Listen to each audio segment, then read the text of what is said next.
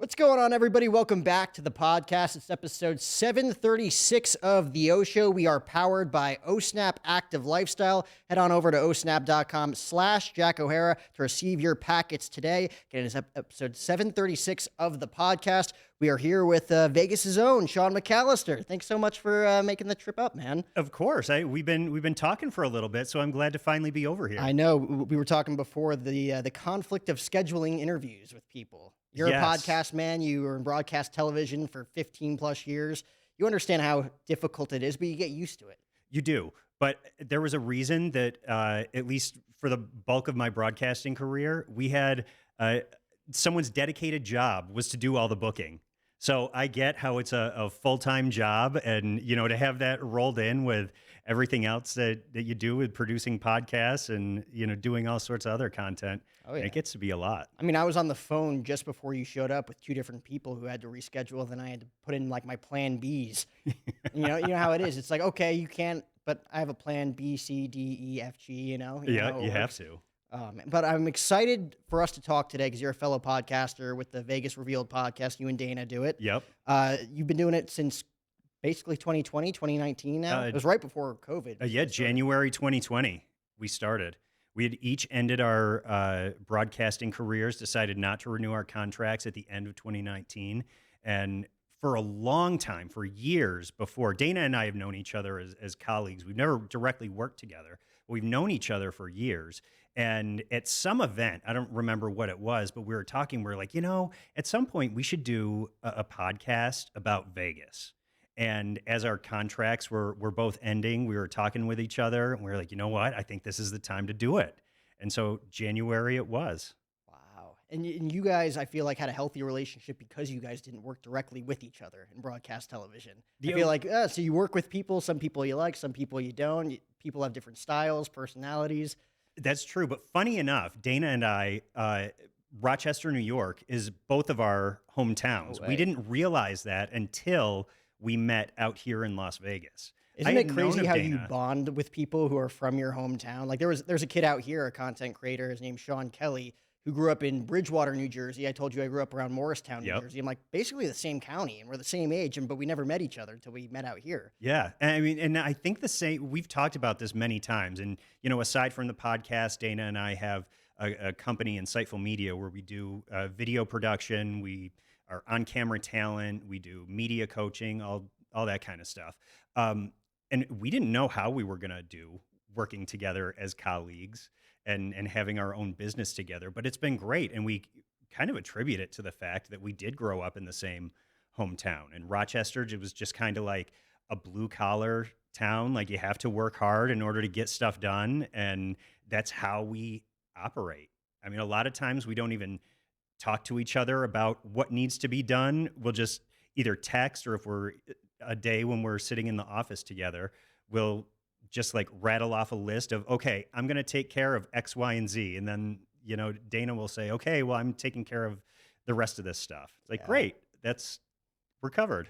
Can we talk about how important, how key communication is in this industry? Whether it be podcasting, obviously scheduling guests like we talked about, broadcast television, working with producers, directors, the on-air talent, the camera people, everybody involved. If one person's not communicating, it's like a house of cards. It just all falls apart. Well, and, being in broadcasting for, the better part of 20 years, I think that is communication is the key component of the communication business that can sometimes be hard to come by.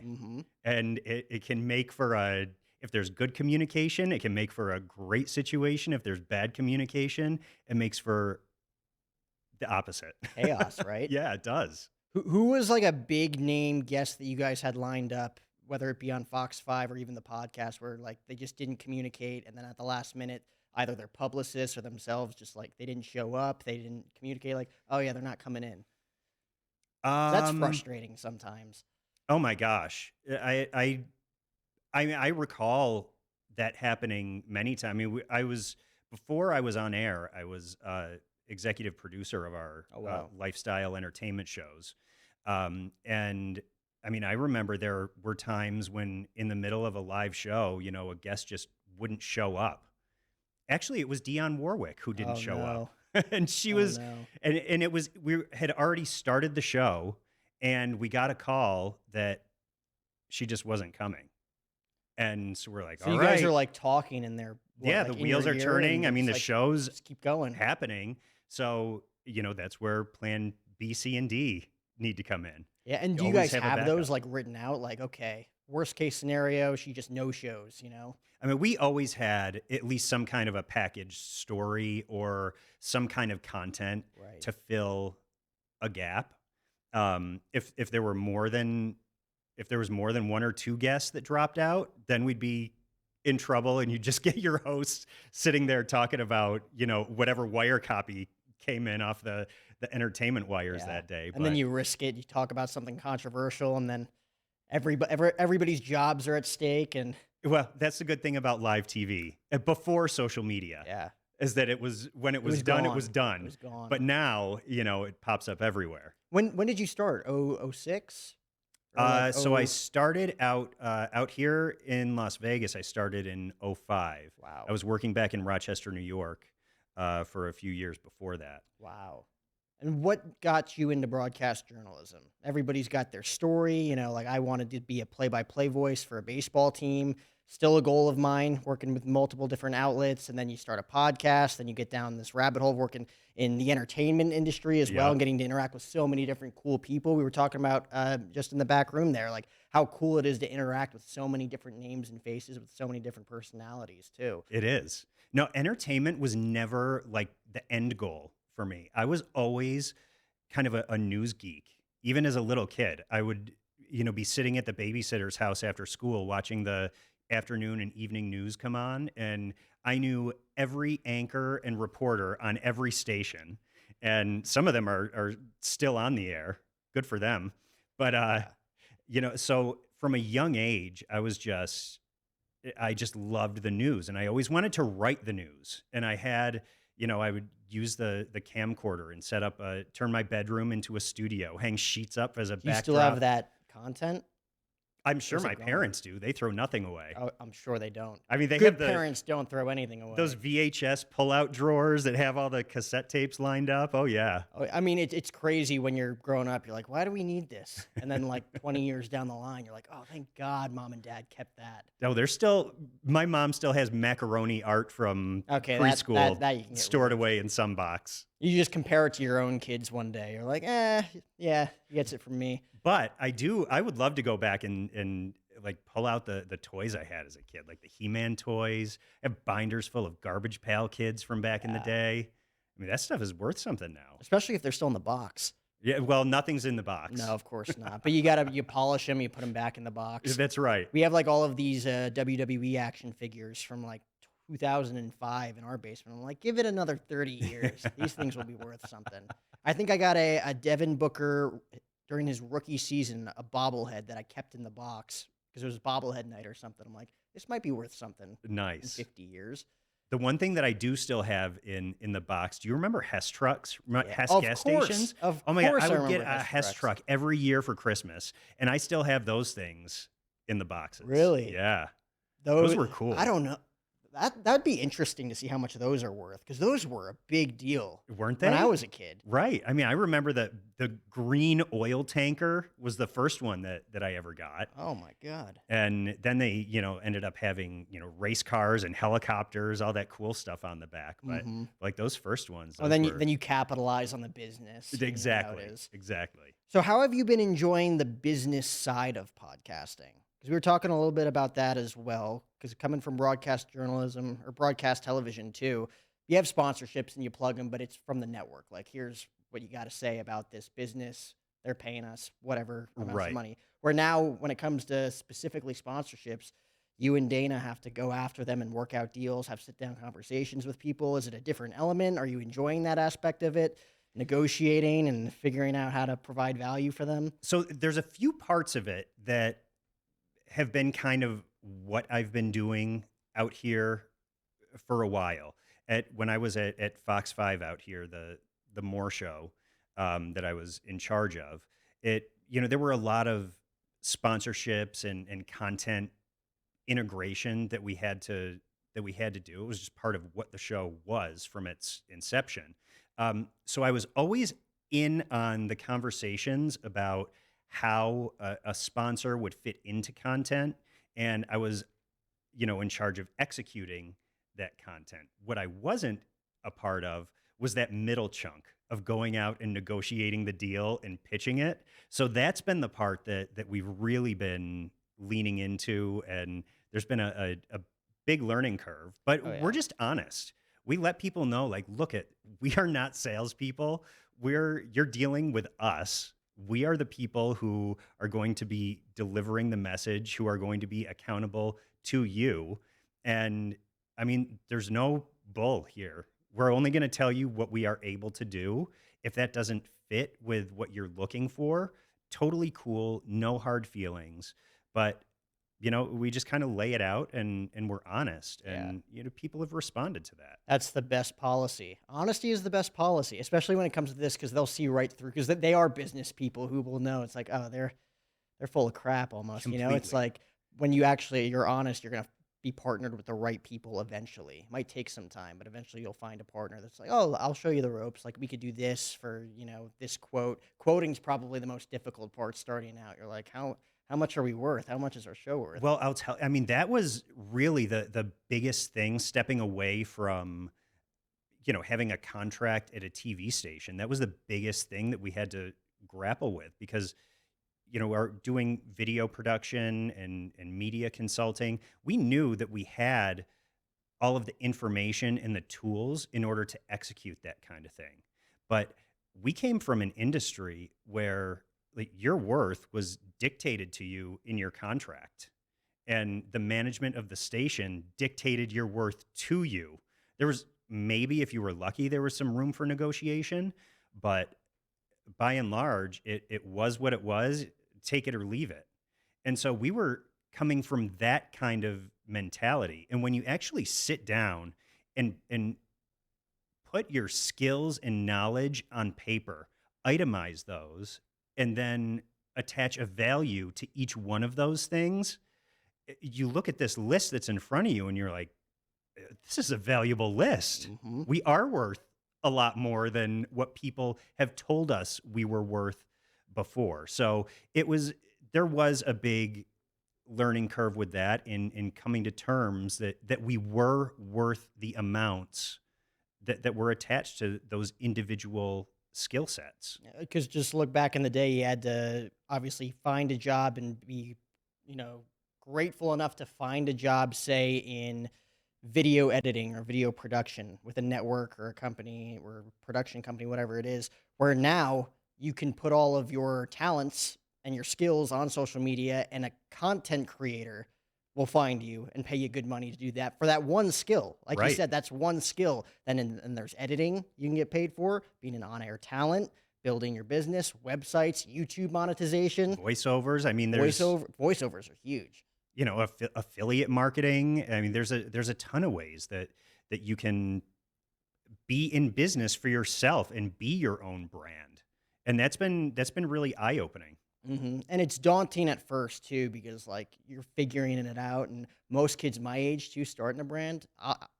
First few years, I didn't know how to make any money. Granted, I was still in college, so I was working odd jobs, and it really wasn't like a thing for me. I'm like, I get to have my own talk show, to put Right. it on my resume as a resume builder. But like once you start getting like offers from companies and stuff, you're like, oh, I don't know how to quote myself. I have no business acumen whatsoever, and then you kind of have to learn it as you go along with it. Right. And I think from a brand perspective, the thing that Dayna and I had going for us right out the chute when we started Vegas Revealed was the reputation that we'd had here in Las Vegas, and around in New York, LA. We've dealt with a lot of people in a lot of places over our careers. Um, I think we each had good reputations coming out of our broadcasting careers, so we had that to build off of Right. once we were building a new brand for ourselves, Hmm. which is a big deal. You almost had a celebrity to you. They And say it's like, oh, if you have celebrity, then business is kind of easy starting something out. Like David Spade and Dana Carvey, I know started their show like 2 years ago immediately that, oh, they can invite on all their famous friends. It's Right. like immediately they got their They have the business, street right? cred Hmm. already. They Yeah, already got the reputation. Where you guys had the reputation here, was that always the plan to keep it Vegas, like that Vegas niche it for the Vegas was. audience? Yeah, we've had a lot of people ask us like, "Oh, are you going to branch out to other cities? Are you going?" And we're like, "No, because you need to do what you're passionate about, and we're each passionate about Las Vegas. Yeah. I can't say that about other cities. Sure, there might be great business opportunity there, and who knows, maybe down the line that is something that we, you know, partner with people who were passionate about those cities, but it couldn't be us. It couldn't be us talking about all of these other places because that's not where that's not where the passion lies. And when the passion isn't there, that comes across in the product. That is very true.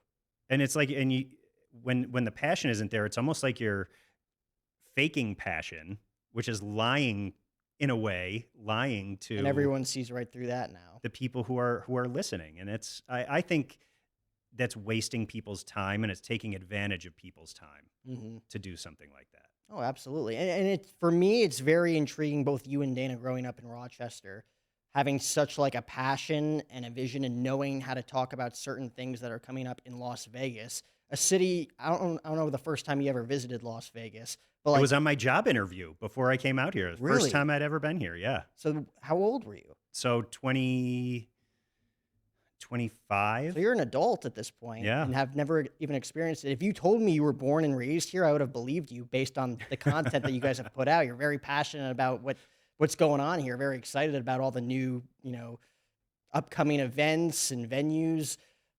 We might be getting athletics baseball here Yeah. soon. The Raiders with Allegiant Stadium just in the last 3 years. Like there's a lot going on here now. Well, and it's been wild to see what's happened here in Las Vegas, even from 2005 to now. 2005, 2006, it was like the peak of everything. There were some of the wildest parties happening here. I mean, when like Vegas Magazine would throw these crazy parties for the new issues that would come out. There was one that they threw at Green Valley Ranch with, I mean, there were these stilt walkers. There were people in bubbles walking across the pool. There were fire breathers. It was eh, people who've been here for a long time still bring up that party because it was wild. There was lots of memories that were made that night Man. from a lot of different angles. But then, when 2007 and the recession and everything hit, then the everybody in Las Vegas really had the feet swept out from under them, and so that was kind of a collective thing that everyone here had to build back from. And so I feel like being here for that amount of time. Obviously, there's people who've been here, who are lifelong Las Vegans and who've been here a lot longer than I have. But even for the almost 20 years that I've been here, it has felt like there are things that have happened in that period of time that have really drawn the community of Las Vegas together. Oh my God. I mean, I'm sure, like, what was your perception of Las Vegas growing up? Just like casinos, Oh my, partying. well, I mean, my parents would come out here. They would come out on trips with their friends. They bring back the coin cups Yep. from Flamingo and Hard Rock, and you know they'd come back. They'd come back with all the souvenirs that you would expect from Las Vegas. I never heard too many stories about what happened here, but I'd get the little trinkets that would make their way back east.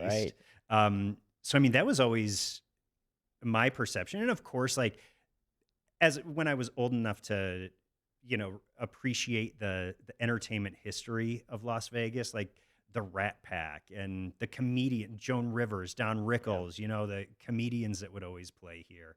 Um, that was I mean, that was just cool, a cool period. If there were two times that I could kind of go back and live, one would be like that era, the Rat Pack era in Las Vegas. The second would probably be like 1920s Hollywood when they Really? were just figuring out how to get movies made, and going from silent film to, to talking to audio and getting color mixed in there eventually too. I just feel like that was a really cool time of innovation. And I think I would have been in my Like game changing innovation too. totally, Like, I think, totally. like, the next thing that will probably happen for us is just, like, the elimination of phones and everything's just gonna, like, be on your hand or, like, Yeah. holograms or something stupid like that. Where, like, back in the day, that changed everything, and it sounds so simple to us, growing up in a certain time period in a certain era, Yep. but back then, like, in, like, 1920s Hollywood, figuring out how to go from silent film to, motion picture, non-black and white film too, Yep. it's like, it changed everything. Like, Elvis, when he popped off, like, oh, changed rock and roll forever. And it But just it sounds so simple. totally. And even like a broadcast delay. So there was a guy, Ed, who we used to work with at Fox 5. He was on the studio crew, great guy. He used to work the Jerry Lewis telethons that were produced out of Las Vegas. And they at some point had to figure out how to do a tape delay. So they didn't have, I mean, the technology didn't exist to do a tape delay.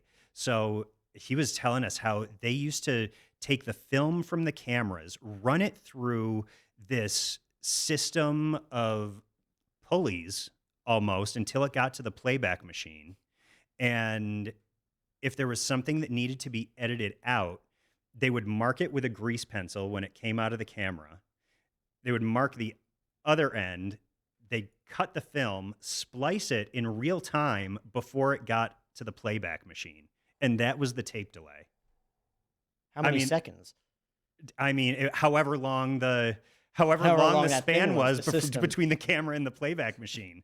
I mean, that's to me, like, I geek out over Oh, that's fascinating that to kind of us, stuff. right?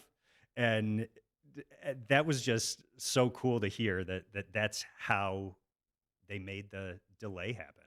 And now it's just like a press of the button. Yeah, It's just exactly. naturally installed in the See, system. you They're take just that like, kind of stuff for granted now. It's mhm. so easy for this technology to coexist with. And there's a lot of time and thought that has to go into it on the front end before it is as easy as a push of a button. Well, on the topic of that, and like today's day and age, you'll see, because you talked about it before, like news stations will go with people who have big social media platforms Yeah. above anything else, right? It's like, oh, you got the following, you got the audience, you can bring it to our station, to our Yeah. network. But they don't necessarily, like, you put in decades upon years of work, right? Where it's like Oh some God. people, it's like, oh, you had one cool video, or like you've had a good year, like you've been hot for a year, but like you haven't put in the consistent, blood, sweat, and tears like people back in the day did, even as recent as 10, 15 years ago. Yeah, true. I mean, I didn't coming out of college, I majored in broadcasting and broadcast journalism. Coming out of school, I didn't have a job. I went to work for my uncle. He had a contracting business, and I was reading blueprints, and I would fall asleep on the drafting table halfway through the day, and I was like, this is not for me. Like, I was grateful for the opportunity, but I needed to step into the lane that I knew I was meant for. And one of the morning news anchors was doing one of the cooperative extension community classes. Um, and so I signed up for that, went to listen to her talk just about what it's like to be a news anchor. I think it was a day in the life of a news anchor. You just go and listen and hear what it's about. I took her business card at the end of that presentation. I hounded her until I got her executive producer on the phone, and I hounded him until I got an interview with the news director at that station. And even after I got in there, they had no job openings. So I said, I will come in and volunteer my time. I have this other job that I have to start at 8 a.m. every day, but I'll come in here at 4 and help on your morning show. I'll come in 4 to 7:30, do whatever you need me to do, and then I'll go work my day job. And I dedicated my weekends to that too. I would spend all day every weekend, every Saturday and Sunday, just going out shadowing reporters, working at the assignment desk, ripping the triplicate scripts that came out of the dot matrix printer. Anything that needed to be done, that's what I did until there was a job opening. Hmm. I think they realized that I was not going to leave until they hired me. So, Were you pleasantly persistent though? Where it was just like when the job opening came, they're like, "Oh, what about Sean?" well, so I was passed over for the first morning producer job that came up, which was fine. But I think that there was a perception that I already worked there because I was there all the time, and I think everybody at the station already thought that I had a job there. Nope. I was like, no, I'm here for free, man. Come Yeah. on. You volunteered your time. They're like, we're not forcing you to be here. You No, I know? was totally volunteering and I was happy to be there, but I was really happy once I started, making 20,000 a year. How long was that time period before they gave you that first It was job? about a year and a half, So you were almost 2 volunteering years. for a year and a half, Yeah. 2 years? Wow. Yeah. Doing that time, before and after, before my day job and on weekends. That's passion, ladies and gentlemen. Because I think the average podcast episode today is like 7 episodes because people get burnt. They're like, Right. "Oh, it's not paying off. I'm not making any money yet." It's like that's 7 weeks of content if you're putting out 1 episode a week. Yep. Like 2 years of unpaid work, sacrificing after what, like your 9 to 5 basically, 4 o'clock to 7:30, and then weekends too. Just be like that's passion. It's because you wanted to be there. You wanted to learn how to do it. Yeah. And I mean, that kind of experience was invaluable. I couldn't have gotten that. I could have to some degree through, the internships and everything, which I did internships in college, but not like super in depth, like all day kind Yeah. of work. Um, so, I mean, that was invaluable experience. I would not trade that pathway into the business for anything. I mean, That you was great. almost don't see that anymore. I mean, maybe you have. In my eyes, I see all of these content creators, me being one of them too, and people just fizzle out really quickly because they're not getting the instant gratification of Yeah. what they think that they're going to get by starting a show or starting a YouTube channel. There was a consultant who I really liked, um, as we were kind of rebranding the morning news when I first arrived out here in Las Vegas, and we were talking about the ratings, and we were like, man, how come we haven't seen? We're doing all this work, we're doing what you tell us to do, we're putting in the kind of content and making it immediate, and what's happening now, what people need to know to start their day. Like, why are we not seeing the return on the ratings yet? And this was just a couple months into it. She was like, give it 2 years. She's like, by the time you are bored of hearing the message that you're putting out, people will just start hearing it. She was like, you need to give it time. And sure enough, we ended up being the #1 morning newscast. Hmm. But it took time, and you just have to stick with it. And it's funny, Dayna and I were presenting to a class of high school kids at the end of the school year, and they had a broadcasting class, and they wanted us to come in and present about podcasts. And I mean, it was kind of the same message that we told them. We were like, don't start it unless you are committed to it, because you need to stick to it in order to build and earn your audience. And it is earning an audience. People are dedicating their time to you. So you need to, in turn, dedicate yourself to them on the front side. And it takes time to do that. Hmm. What do you think it is about? Is it just people obviously don't have the same grit or the same work ethic that people of older generations might have had? I don't know. I think it might come back to passion.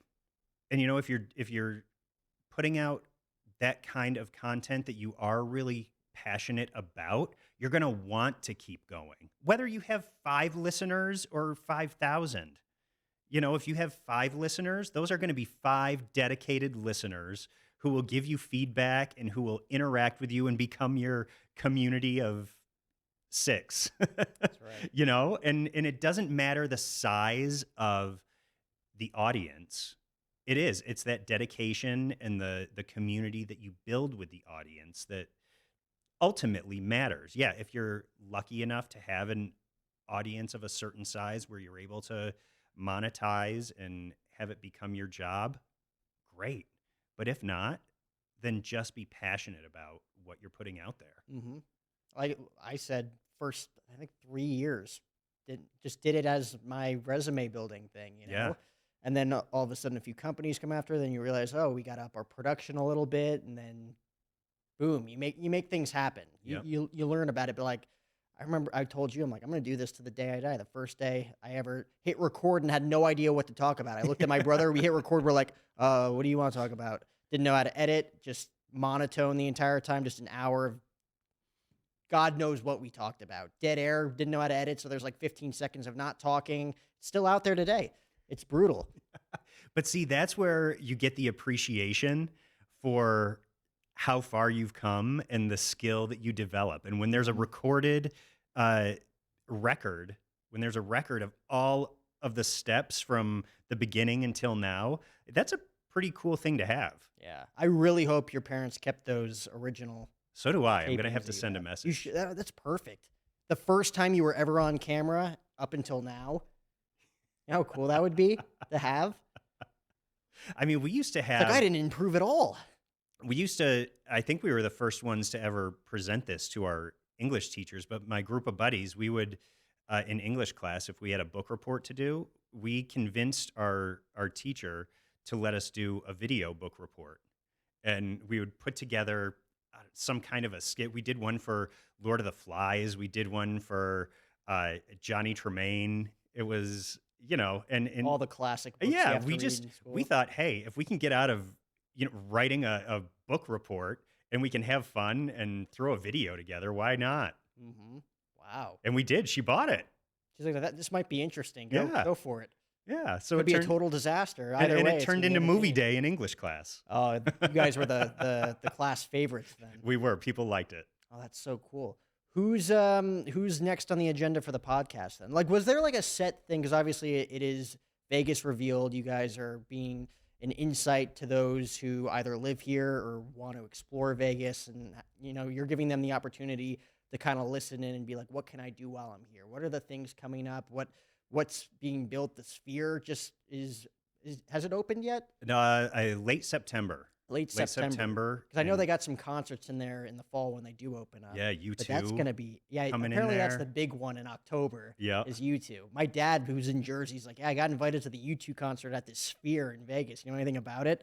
I'm like, yeah, I think it's opening up pretty soon. Yeah, I mean, the Sphere is going to be, it'll be really cool to get inside there and see what it is all about. I went to an Yeah. early presentation a few years ago when they were kind of previewing some of the technology that was in there, and the sound beam technology that is their sound system is the coolest thing. Basically, as we were standing in front of a wall of what looked like speakers, and there were lines of tape on the floor about, I don't know, 3 feet apart, and we were standing in single file lines on the tape.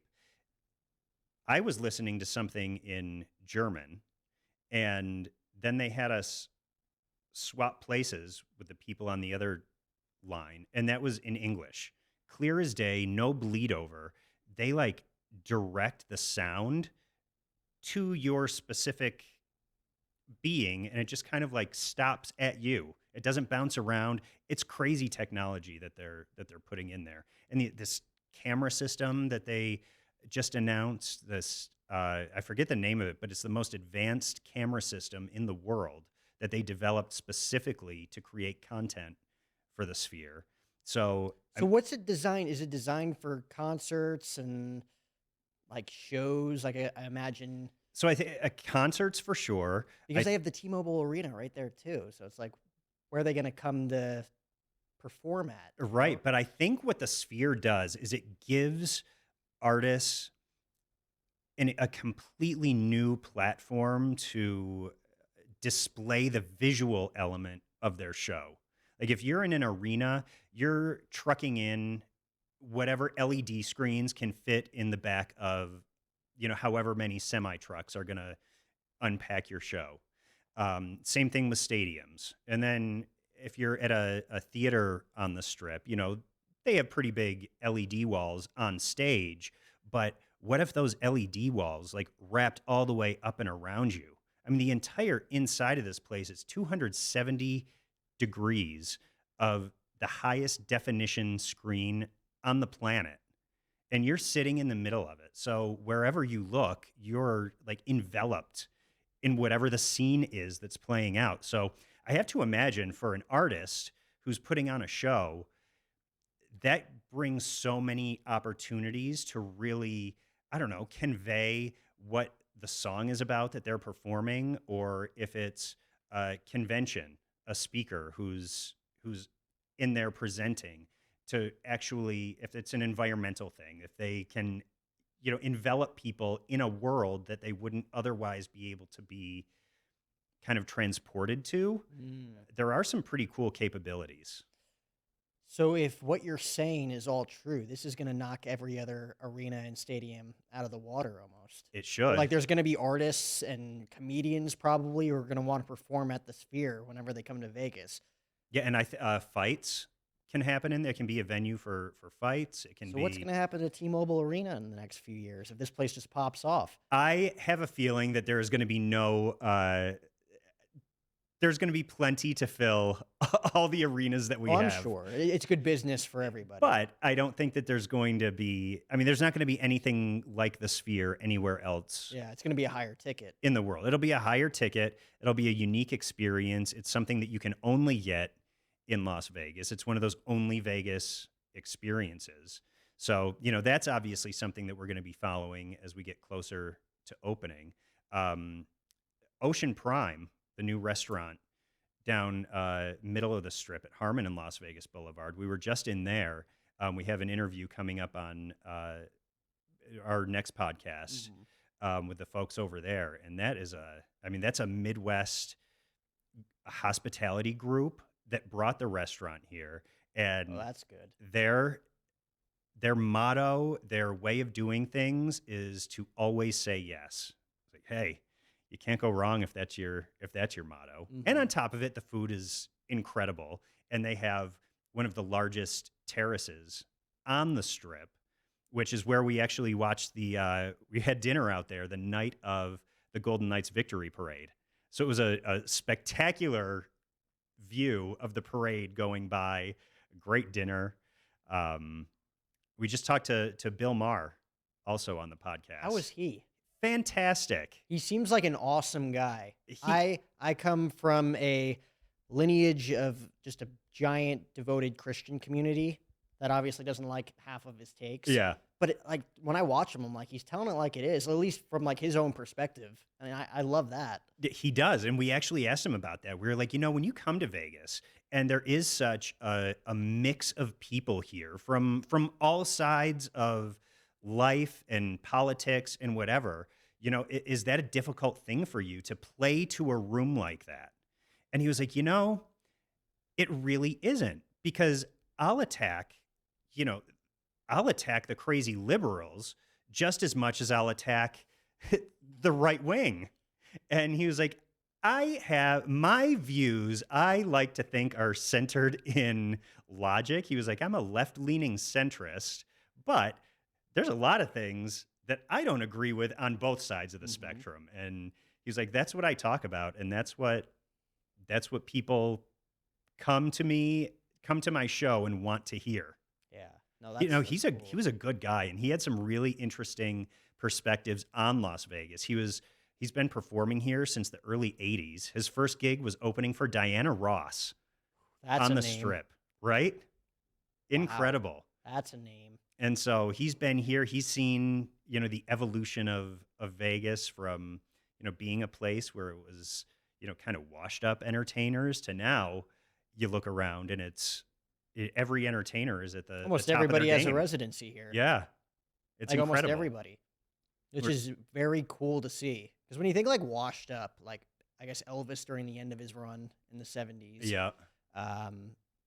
Yeah, it just became the place where it's like, all right, I'm at the end of my career, like Van Morrison now. Right. Say, right. And, he was even saying in the 80s, it was like the end of the Rat Pack era. That was, as they were really stretching out their Vegas run. Yeah. That was past the prime. But, you look around now, like Carrie Underwood, she's back over at Resorts World. phenomenal show. Uh, Kelly Clarkson is coming. You have Keith Urban over at Planet Hollywood. I mean, it's everybody at the top of their game. Katy Perry, doing shows through the end of the year. It really is. It's a phenomenal time. They're all in their prime too. How is Carrie? I saw that clip of you and Dayna chatting with her. What's that conversation all about? I mean, she's just fantastic. Oh yeah, I'm sure. She's an absolute delight, as sweet as can be. We were just asking her about, how easy it is to work in Las Vegas. And she was like, you know what? It really is great because my family can be here. All I have to do is go downstairs at 7 o'clock or 6, whenever, to go do my show. And then it's back to family time. And if I have work that I need to do on the West Coast, I, hop on a plane early in the morning, go spend my day in LA, and then I'm back here, in my home away from home at night. So, I mean, she seems to be absolutely loving it. She has shows through mid-December. I have a feeling that she's going to be here for quite some time. As a matter of fact, when we were over there, she was like, yeah, I have a feeling I'll be here a while. Oh, when everybody kind of gets a taste of it, like the Wahlbergs just moved here. Yeah. There's a lot of big names that I didn't think lived here that live here. Like John Fogerty's here, I believe. A lot of comedians. He's a great guy, too. That's what I've heard. Incredible. I've been fortunate enough to sit down with him a few times, and he's just a great guy. Who was like the most pleasantly surprising person that you've met in the entertainment industry?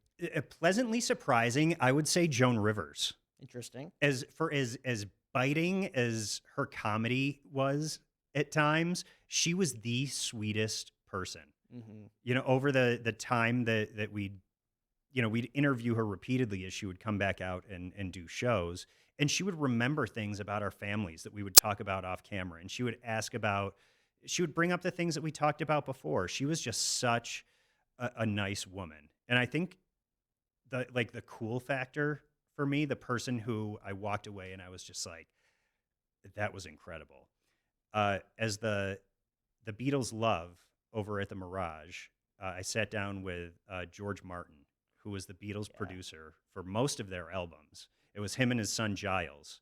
And we talked about how they went back to the original Beatles tracks, digitally mastered each and every track, and then how they pieced everything back together, vocals on top of music tracks that had never been paired together before. And, drum beats, Ringo's drums from another song put underneath a completely different track. I just thought that was so cool. But then just sitting there and talking to them, and George specifically, about how the Beatles had such a prominent place in music culture and pop culture as a whole. I mean, they came along at a pivotal time in pop culture, and I feel like they just kind of took things in a direction that people weren't on that path before the Beatles came along. And for George to be a part of that music history and pop culture history and be creating it right alongside the Beatles, I just thought was super cool. I was And like, that's a wow. guy who's dealing with all of those guys while putting everything together at the same time. They weren't a band for the longest time, but they still live today. They're still the reason why so many of the biggest rock stars in the world today got into music, right? Exactly. Like they were that influential on people. That guy probably, you would think, can be easily angry, pissed off, dealing with certain people who want to interview him, and for him to be gracious like that and be like, oh, let me tell you this, the ins and outs of how this all worked. Incredible. And when you think about not only the music innovation that he did, but how he had to manage the personalities of that group, because the group didn't always get along. Well, say they what you ended want up about breaking up, but Ringo and George, but John Lennon and Paul McCartney were both superstars in their own rights. Yeah. In one band. Yep. That's tough. Axl and Slash broke up for 25 years. Yeah. And Guns N' Roses is a big band if you're a rock and roll fan. Like the Beatles, everybody knew the Beatles back in the day. Yep. And they were megastars. kind of along the Beatles lines, Yoko Ono was another one who I Oh, thought the who was, Divider, of I was course. so pleasantly surprised sitting down with her.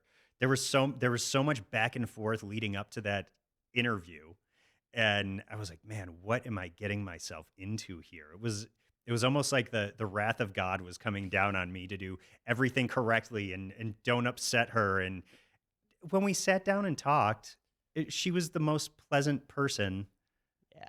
I could imagine. I mean, it's been what, like 5 decades since all that went down? Yeah. Like, who was the Courtney Love with Nirvana? Like Yep. the person that just comes in and just stirs the pot, you know? Yeah. And I feel like Yoko's like the butt of all jokes when it comes to that. Like, oh, who's your Yoko in this situation? It's like, oh, there she is. You know, like everybody knows. It's like you think, oh, what a pleasant surprise. You're Yeah. actually really cool. Yeah, but no, she it couldn't have been nicer. I think a lot of times the people around celebrities can really make things more difficult than they need to be, because when you sit down with really anybody, really, it's just a person that you're sitting down with. I mean, it doesn't matter to me what kind of pedestal other people put these stars on. Like, it's just another person that you're talking to. That's what I always say. And if you go into an interview treating it like that too, it's just easier talking to them. Yeah, Just be yourself, and worst case scenario, they just don't relate to who you are. exactly. It is what it is. And then you obviously adapt. You know how it goes, right? Although the most intimidating, how's it going? Oh, you got a fan. We have some folks outside. Wow. Yeah. Yeah, that's the coolest thing about this studio is that people will just walk by, and you know, if there is a big name in here, they'll stick around. Yeah. Oh, they walked away. So Yeah, they walked away pretty quick. no, I was going to say the most intimidating interview I think I ever did, though, was a movie junket for a movie called Last Vegas. It was one of those interviews where you have multiple people. It was me on multiple stars. It was Michael Douglas, Robert De Niro, Kevin Kline, and Morgan Freeman. And you're getting like 10 minutes, maybe even less. Less like 5 Yeah, minutes. 5 minutes. Sitting down. I have these like 4 megastars. Like I've heard I put every them, question in the book. exactly. Yeah. And I'm like, oh my God, where do I even begin with these guys? But like Michael Douglas, he started talking about how his family used to take trips to Vegas when he was a kid, and all the memories he has of, you know, riding around in golf carts at the Desert Inn, and, you know, really cool stories. De Niro had some good stories too, but then he kind of like turned the table on me, and he was like, now let me ask you, why'd you come to Vegas? I was like, that's a tough spot to be in. Do I sit there and be like, listen, Robert De Niro, I'm the one interviewing you. Like you have 5 minutes. Yeah, you know? right? It's like, oh, now I'm going to talk about myself. I know my story. And So then you just have that clip. I mean, that's a cool clip of Robert De Niro. it is a asking you cool clip. question. It is.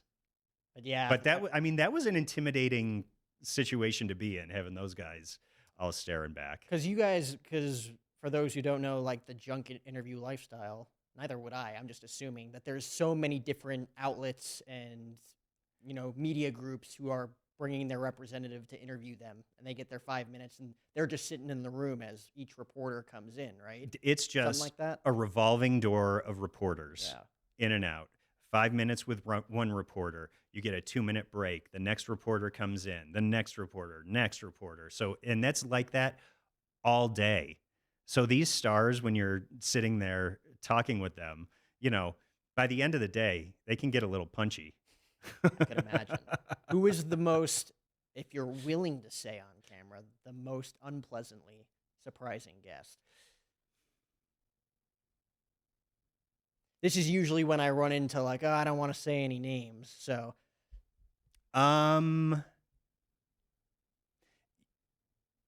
You know, I've been kind of fortunate that I've not had a ton of bad experiences. makes this job so much easier. It really does. It really does. I mean, I hear, horror stories from friends who have been in situations. But again, kind of going back to, what I was saying before about the Yoko Ono thing, it's usually the people surrounding the stars that cause a lot of the issues. But when you actually sit down and talk with whoever you're interviewing, like it ends up being a pretty cool chat. Yeah. Well, you're killing. I mean, you've been killing it for the past couple decades. You're killing it with the Vegas Revealed podcast now with Dayna. I appreciate you coming in today too. Of course. This is a lot of fun. Anytime you're free, I'm gonna have you on to swap Vegas stories because Listen, I'm here. I know you're here all the time, and we'll need to hit the town. oh, I'm from Jersey. You're from Rochester. I haven't seen much of Vegas yet. I'm here all the time, but I'm here at Blue Wire Studios. So Right. I wanna catch some restaurants, catch some shows. When the Spheres opened up, I'm definitely going there. It's gonna be a high ticket. Plenty of good stuff. No, but I appreciate you coming in, Sean McAllister, ladies and gentlemen. Where can we follow you on social media? At Sean MCTV or at Vegas Revealed.